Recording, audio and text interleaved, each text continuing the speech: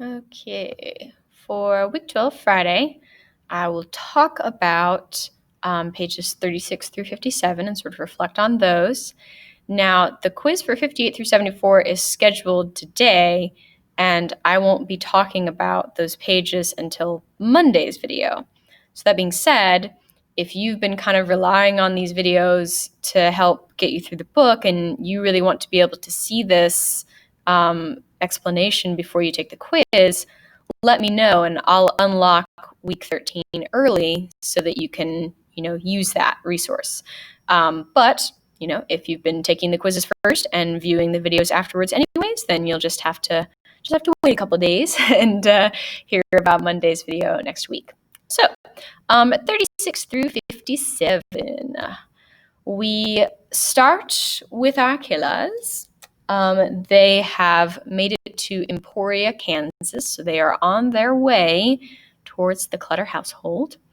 And they're doing a bit of shopping here, which I find to be an incredible euphemism. I mean, they're not shopping, they're murder prepping. But so they get some gloves. They have this little debate about whether they should put stockings over their eyes. But of course, Dick says, well, there's not going to be any witnesses anyways. So it does seem that the intentions are fairly violent from the beginning. So then a little farther down on page 37, we learn that Perry has a history with the Merchant Marine and is very good with knots. So they get some cord, and obviously that's for tying up people. So part of their preparations for anything that might go wrong. And then then we see Dick trying to fall under Perry's good influence. Ain't that what I promised, honey? Plenty of hair on those walls. So he kind of fixes himself there. But yeah, so they get quite a bit of yarn as preparation. It doesn't seem like they know how many people they're going to encounter. So Dick is listing off people, well, what if there's guests? So it doesn't seem like they have extensive knowledge of the Clutter family, but enough to know, who normally lives there. Okay, so then we switch back to the Clutter family and we get to look at Kenyon, the youngest of the children's. So Kenyon is different from his sister, from Nancy. Not that he's a bad kid, but she is definitely much more extroverted, much more involved in all of the things. Kenyon seems to be a little less, what's the word I'm looking for? Outgoing, maybe? He is a tall fella, but not terribly coordinated. Has to wear glasses, and so he doesn't take part in sports or anything. Seems to only have one really close friend. There was something else I was going to say about him. Well, anyways, definitely cannot function without glasses, despite being a tall, strong fella. So at the bottom of page 39, kind of skipping ahead, where we see a lot of similarities between, here it is. We see a lot of similarities between Mr. Clutter and Nancy. Kenyon is more similar to Bonnie. He's described as sensitive, reticent, perceived sometimes a little standoffish, lives in a world of his own. So we can see a little bit of Bonnie in that description for sure. So Kenyon is handy, varnishing this little chest and everything. So seems like a handy fella. And there's something else I was going to say about him. Okay, well, I can't find it now, but yeah, that's about it. So we're getting the last evening of this family's life. It's chilly. It is November after all. We get this detail about Nancy never being ill, which is such an interesting contrast to Bonnie, who seems to be kind of perpetually pathetic.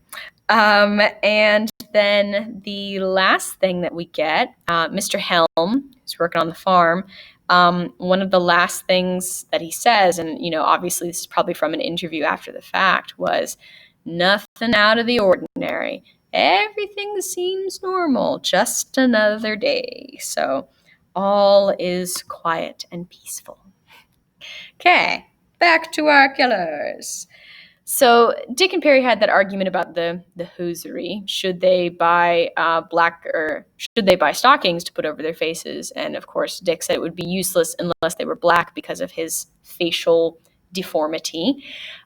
So Perry has sent Dick in to find some black stockings from nuns. Definitely a strange way to procure black stockings. So Perry, unfortunately, is intensely superstitious and believes that nuns are bad luck. He has some other ones listed: the number 15, red hair, white flowers, priests crossing a road, snakes appearing in a dream. A very strange collection of superstitions. I have never heard of any of those before. Black cat crossing a road, sure, but priests, not so much. So anyways, point being that they are attempting to procure some stockings, or at least Dick is, while Perry waits for him. And then on page 42, while Perry is waiting, we get some interesting background. And it has to do with this fella, Willie J. So Perry describes Willie J as his real and only friend. He is brilliant. Now, he met Willie J in prison. So once again, maybe we can doubt Willie J's brilliance completely because, of course, if he's in prison, then he definitely screwed up at some point. But point being that Perry and Willie J bonded on some level.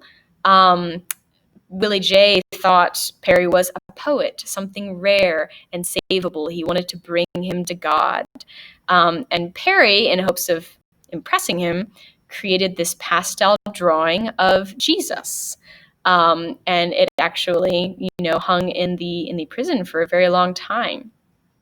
So anyways, they bonded on some level, but their friendship seems to have been complicated. So when Willie J was about to leave prison, he wrote Perry this farewell letter. And even though we get the impression that Perry very much values Willie J, it's unclear whether Willie J wrote this letter as a friend or as like a mentor, or what kind of position he was trying to write from as a speaker.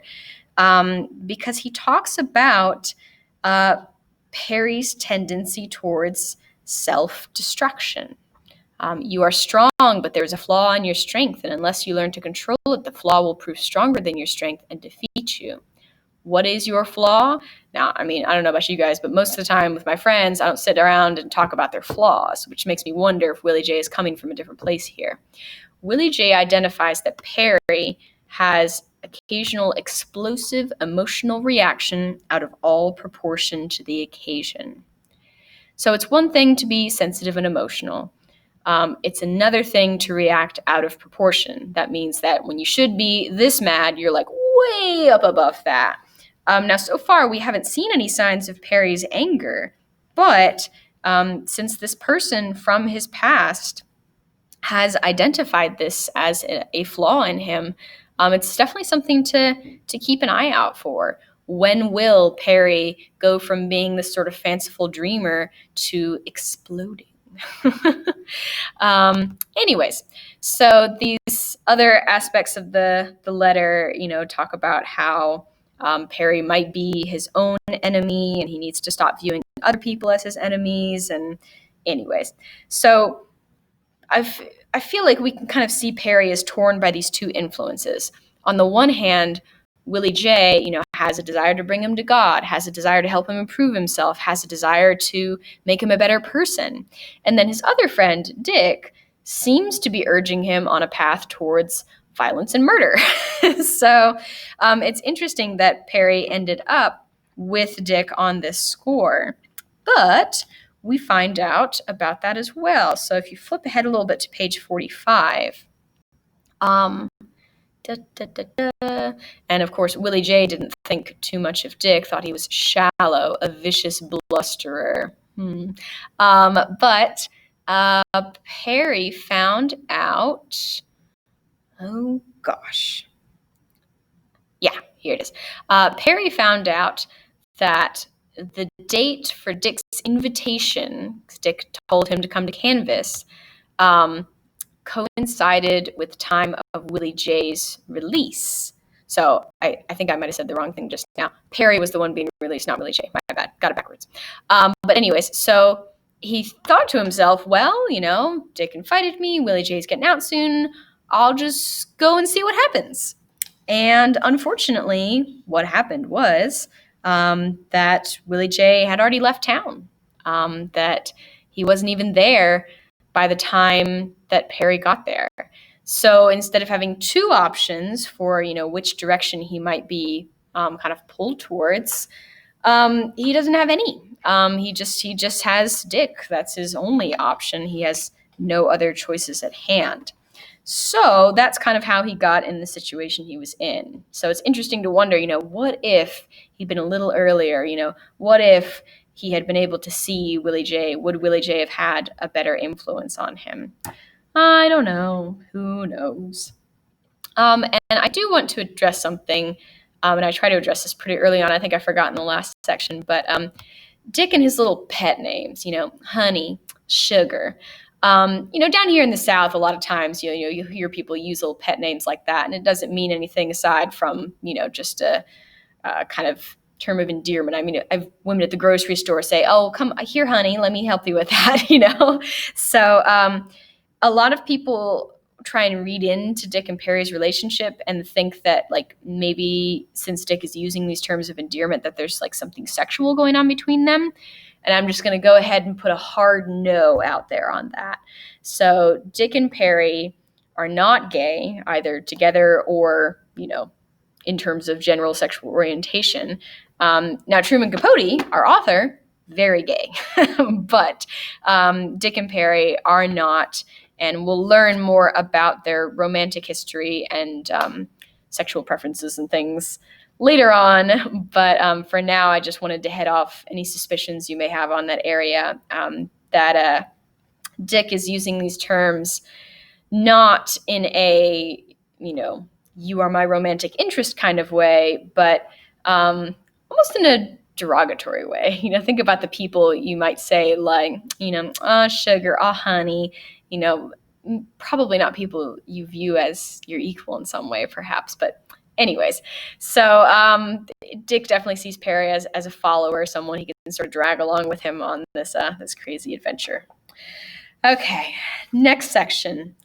The most horrific piece of irony, situational irony, dramatic irony. It's just insane in this section. The last day that Mr. Clutter is alive, he purchases life insurance. What? What are the odds, So anyways, Mr. Clutter, there is one interesting detail about him here. He's famous for never carrying cash. That will be important later. But dun, dun, dun, dun, dun. Yeah, the life insurance policy itself, if you flip to the top of page 48, they go over the particulars. It was a $40,000 policy.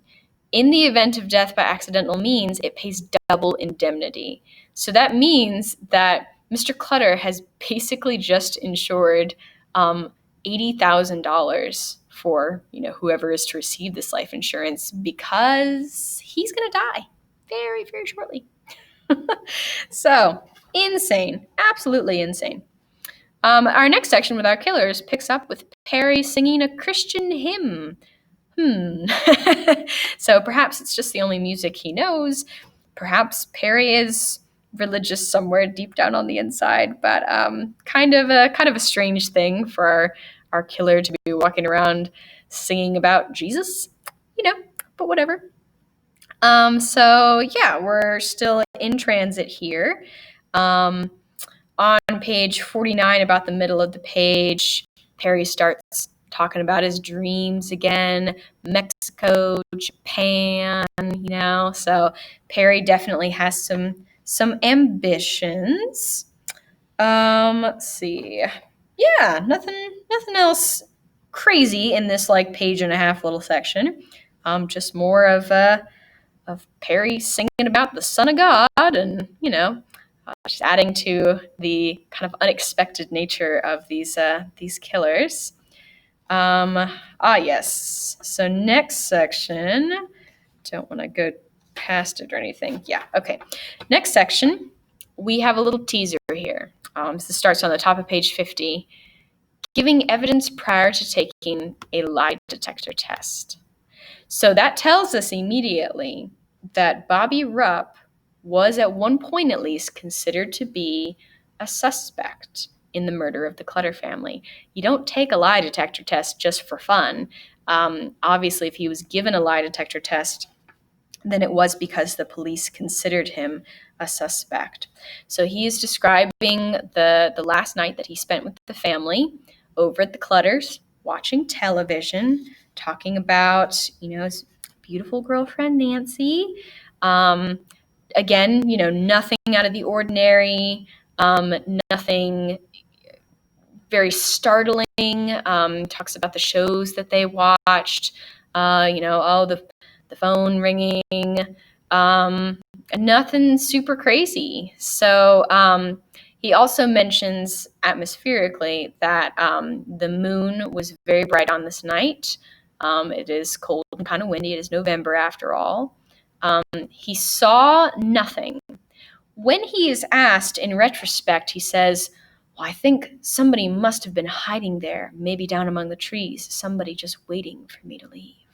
So this is a scary sounding thing, but of course we know, because we are following the killers on their journey, that they had not reached the town yet at this time. So even though Bobby is kind of beating himself up, thinking, there must have been something else that I could have done.